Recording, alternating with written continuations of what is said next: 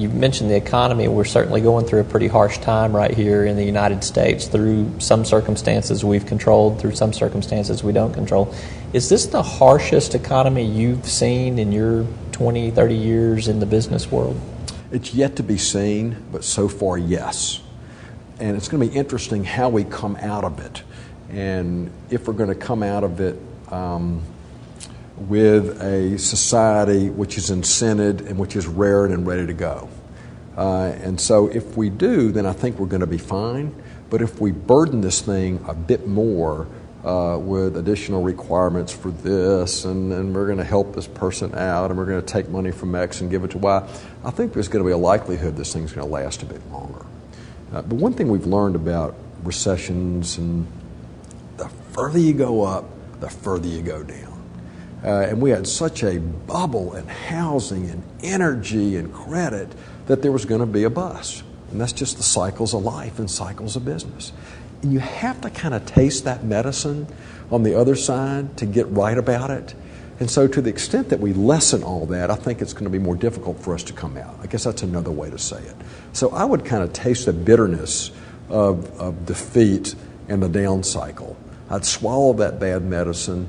I'd let people who made horrible mistakes pay the price. And then I think you'll get a society ready to prosper and ready to come out of this thing fine. You're familiar with Walmart. You had a great working relationship with them through Murphy Oil. Just this past week, we've seen Walmart CEO Mike Duke. He's still concerned that it may be well into 2010 before we come out of this recession. Do you have any kind of timetable, any type of horizon where you see hope that this thing is going to turn in a different direction? I don't. I'm just not smart enough to know to call a time.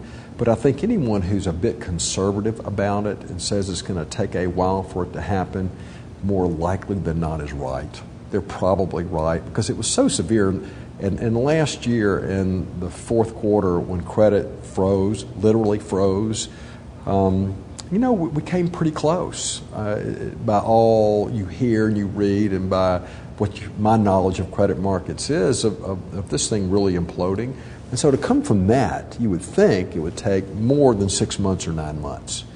And the concern we have to have as a society is all this massive spending and $1 trillion deficit in 2 or 3 years. We wouldn't even imagine that.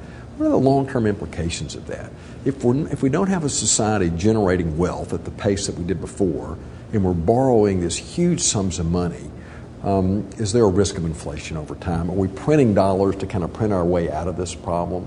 And that, I think we have to worry about that because you have to have a sound currency to have trust in business transactions, trust in government for borrowers to borrow and lenders to lend. And so to me, as we get out of this kind of the low point, we have to be very, very careful about the amount of this so-called stimulus and the amount of it that is really money rolling off of printing presses, as opposed to really underpinned by a strong, vibrant society that produces goods and services. We seem to, I hear this a lot, could renewable energy be one of those innovative ways that we see new jobs created and possible, the innovation that we're talking about? It could be. It's got to be competitive. One thing about the energy business, right now there's about 6 billion people on the planet. By 2030, we're going to 8. The daily consumption of energy on the planet today is about 250 million barrel equivalents of energy. That's oil, natural gas, coal, nuclear, renewables, the whole schmear. And so that's going to 325 million barrels a day by 2030. You need all forms of energy to do that. If you just look at America now, about 0.5% of all our energy that's produced is solar power. No, I'm sorry, is wind power. About 0.1% is solar power. And so what I tell people is, and we're growing it, we're supposed to grow every year. We're not now because of the recession, but over time we will. And so I say, double that, triple it, quadruple it, quintuple it. Doesn't make any difference. You have to have everything else. You can't replace The fossil fuel, coal, natural gas, oil piece, which is 85% of the mix, nuclear's in there as well, with this politically favored, uncompetitive, and less subsidized renewable energy piece. We'll all be poor if we did. It's just we can't as a society afford it, and it's just not scalable enough. And so I say, let the renewables compete, let them work. But likely you're going to need everything. In fact, more than likely, certainly you'll need everything else, and you'll need it in spades to meet our energy needs as we go forward. And it's important to promote those as well. One thing Waxman-Markey did, and this struck me as well, they've been subsidizing renewables for 10 years. And what the environmental community realized is that, we still can't get market share. We still can't win. We can't beat these other forms of energy because we provide so much utility at such a low cost.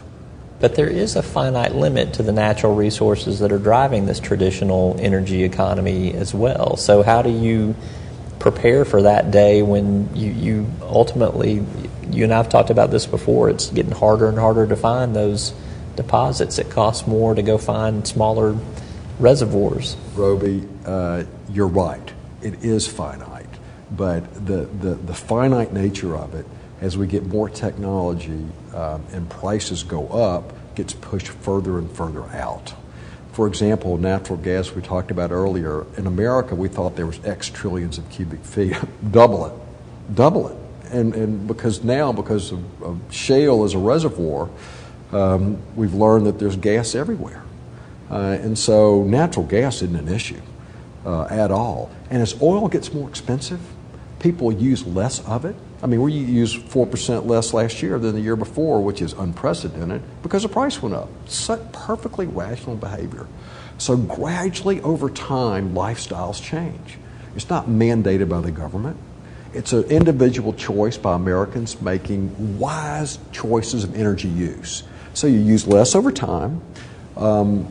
Oil companies make more money in the short term, so they reinvest it in more. If they can't find more, they themselves reinvest it in other forms of energy. They develop that expertise.